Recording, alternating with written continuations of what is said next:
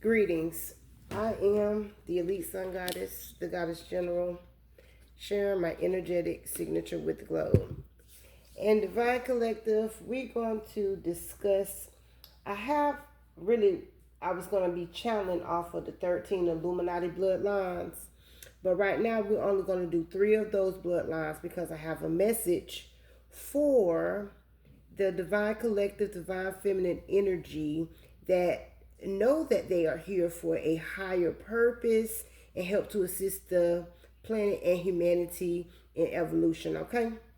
But the first one would be Astor. And historically, they are associated with massive wealth in real estate and the fur trade. The next one would be Bundy, tied to influential American political and legal figures. And the third one would be Collins, linked to specific occult and esoteric organizations. Okay? Now, if this is not a message that you are in alignment to, you can either keep listening or you can keep it moving. However, don't put your mouth on things that you know nothing about. As with anything, there is a light and a dark. Okay, there's a spectrum to everything. Now, the people I am speaking to are people with higher purposes who have intentions to help humanity. Okay, we're on the light side. Okay, we are illumined. All right. Now, intention in its esoteric and magical traditions, intention is the purposeful, directed energy that brings inner desire without a manifestation, serving as the seed creation, unlike standard goals. It focuses on the why and vibe of an experience, often requiring alignment of heart, which is the desire, and mind, which is the will, to influence reality. So the group I'm speaking to are my co-creators with the universe, the magicians, okay? Now, when we talk about directed energy, it is not merely wishful thinking. It is the conscious alignment of thoughts, emotions, and behaviors to bring a desired outcome into reality. We have the Sankalpa, which is the seed, often referred to in spiritual practices as a Sankalpa, an intention or mantra that acts as a blueprint for spiritual growth.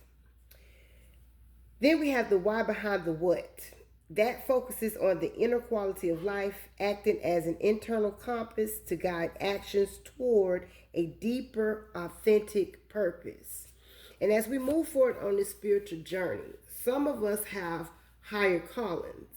And in order to get those higher callings done, we have to be able to be in alignment with our true purpose and our authentic self in order to attract the opportunities that need to come into our lives in order to for this to come into fruition, okay? Now, many esoteric traditions focus on wording, affirmation, or visualization to set the intention, ensuring it is positive, present tense, and focused. And, to the collective I'm speaking to, we are people that believe in focus and intention and wording and positive affirmations. Now, how it differs from goal setting. While goals are typically specific, measurable, achievable, relevant, and time bound, which are the smart goals, intention is more open ended and fluid, allowing the universe to fill in the details of how the goal is achieved. This is because we choose to step out on a fool's journey. We choose to take the risk and allow the universe to set up all of the opportunities and everything that needs to come our way. We release that to the Most High Source so that these things can align as we work on our inner selves. Okay. Now, the key elements for intentions are clarity, focus and visualization, alignment, and letting go. Clarity, becoming very specific about the desire. So you set the intention about the desire and you focus on it and visualize it. focusing mental energy on the desired outcome rather than the lack of it, okay? Ensuring the intention aligns with one's highest values or authentic self, allowing the intention to unfold without rigid attachment to the specific timing or outcome. Intention acts as a protective life raft of purpose when navigating the often confusing, non-rational nature of a spiritual journey. So, I had to read that before I got into this particular read, so that it can set the stage, and no one has to get their panties in a bunch when I say the Illuminati. Okay. Divine Collective, to the Divine Collective that I'm speaking to, you have the Nine of Wands, the Empress, and the Knight of Swords. The Knight of Swords is alignment to the Collins Illuminati family, okay? And that is linked to specific occult and esoteric organizations. So what this is telling me is that this is the real Illuminati, okay? Real in the modern day, I'll say. That is getting ready with this Knight of Swords right here to approach the Empress energy. Why? You are a leader, divine feminine, okay? You are the archetype of divine feminine energy. You're fertile, You're fertile, and you exude an abundant energy, okay?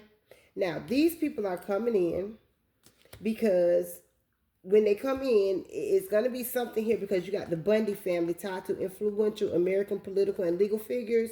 So it's something about some lawyers, okay? Lawyers and your status. It's something with your status. Your status is getting ready to change, okay? That is here. Now, you've been resilient and you've persevered.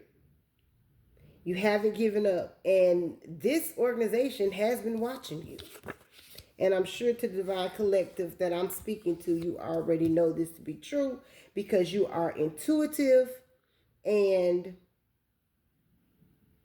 deep on your spiritual journey. So this is happening. I don't know when, but the way that it's feeling, this is something that's getting ready to happen quickly, okay? Because the Knight of Swords is here, and the Knight of Swords represents swift action, fierce ambition with this person that's coming toward you, and uncompromising intellect, okay?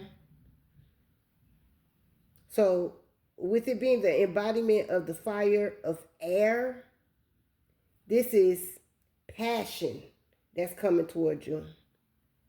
Fast movement, okay?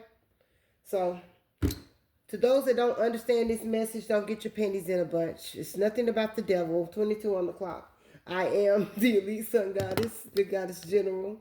I am master, and I self Lord. Ashe, Avase.